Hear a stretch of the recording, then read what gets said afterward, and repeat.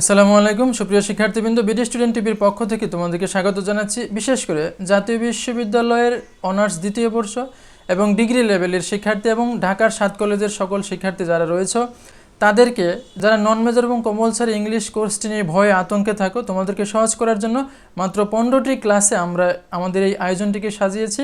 আমাদের আজকের ক্লাসে আমরা তোমাদেরকে লেটার অ্যাপ্লিকেশন কীভাবে সহজে পাওয়া যায় সেই বিষয়টি আমরা শিখব। চলো দেখি। শিক্ষার্থী বন্ধুরা, আমরা আজকে তোমাদেরকে লেটার অ্যাপ্লিকেশন নিয়ে পড়াবো। দেখো, এটা আমাদের 18 সালের জাতীয় বিশ্ববিদ্যালয়ের কোশ্চেন। তো আমরা এই কোশ্চেনে দেখব যে কিভাবে প্রশ্ন ছিল, পরীক্ষায় কিভাবে প্রশ্নটি ছিল। দেখো, তোমরা বলা হচ্ছে যে write an application to the principal of your college. তোমার কলেজের প্রিন্সিপালের কাছে একটা অ্যাপ্লিকেশন লেখো for setting up an English debating club, একটা ইংলিশ ডিবেটিং ক্লাব স্থাপন করার জন্য। অথবা অর দিয়ে থাকে যে write a letter to your friend, তোমার বন্ধুর কাছে একটি লেটার লেখো টেলিং হিম, তাকে বলে অ্যাবাউট ইউর ভিজিট, তোমার ভ্রমণের কথা টু কুয়াকাতায়। তো আমরা দেখব যেটা অ্যাপ্লিকেশন আকারেও আসে অথবা লেটার, দুইভাবে আসে। তো আমরা আজকে এখানে শুধু তোমাদেরকে লেটারটা দেখাবো। আর এই ভিডিওর নিচেই, এই চ্যানেলে ঢুকে এই ভিডিওর নিচেই তুমি অ্যাপ্লিকেশনের ক্লাসটা আলাদা দেখতে পাবে। সেখান থেকে জব অ্যাপ্লিকেশন এবং নর্মাল কলেজে যে অ্যাপ্লিকেশন, ওই ক্লাসগুলো ওই ভিডিও থেকে দেখে নেবে।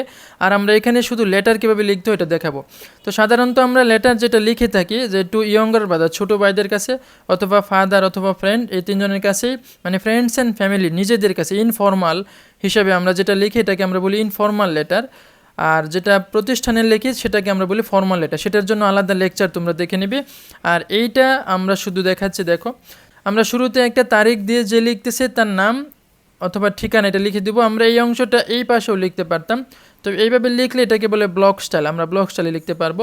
তো শুরুতে তারিখ দিয়ে যে লিখবে তার নাম এবং ঠিকানা দিয়ে, তারপরে ডিয়ার হাসান আমরা সম্বোধন করলাম বন্ধুকে, অথবা ডিয়ার ফাদার অথবা ডিয়ার সিস্টার, যেভাবেই বলো, অথবা ডিয়ার ব্রাদার, অথবা ফ্রেন্ড থাকলে ফ্রেন্ডের নাম লিখে আমরা কিছু কমন কথা প্রথমে বলে নিতে পারবো।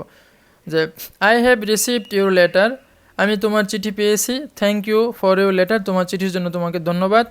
I hope you are well, আমি আশা করি তুমি ভালো আছো। I am also very fine, আমিও খুব ভালো আছি। By the grace of Allah, আল্লাহর রহমতে।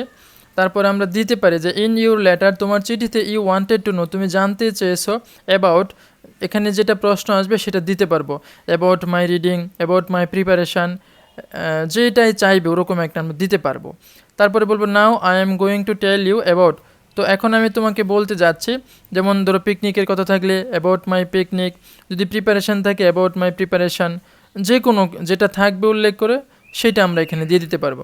তো ওই রিলেটেড 2-3টা প্রাসঙ্গিক বাক্য আমরা দিব। তারপরে শেষে নো মোর টুডে, আজ আর নয়।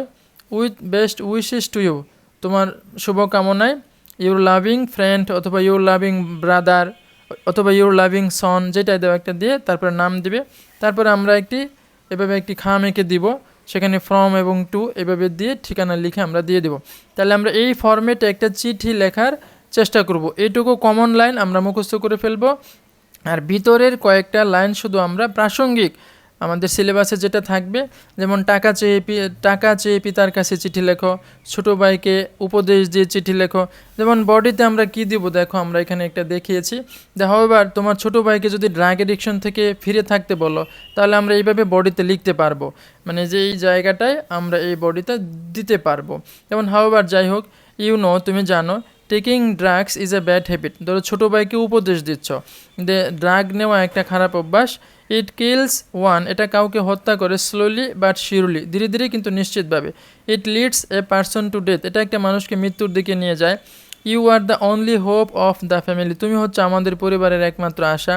So you should be careful, তোমার খুব সতর্ক হওয়া উচিত অ্যাবাউট দিস, এই সম্পর্কে। I hope you must do so, আশা করি তুমি এটা বুঝতে পারবে।